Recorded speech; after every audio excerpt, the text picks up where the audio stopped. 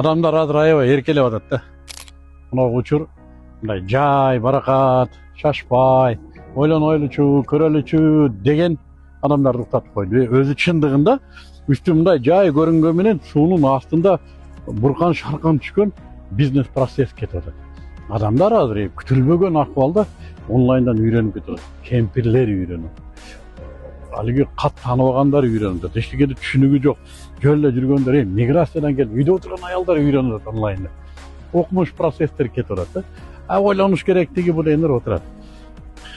Биз мына 5-6 жылдан бери онлайнда кантип бизнес баштата болот ушуну үйрөтүп келатабыз. 8000ден ашык адамга үйрөттүк. Биздин баракчабызда кирсеңер 4 аккаунтубуз иштеп атат. Ошол жерде 5-6 жылдык тажрыйбанын бардыгы бар, кантип үйрөтүп атканыбыз. Жакшылары да бар, өнүгүп кеткендери да бар.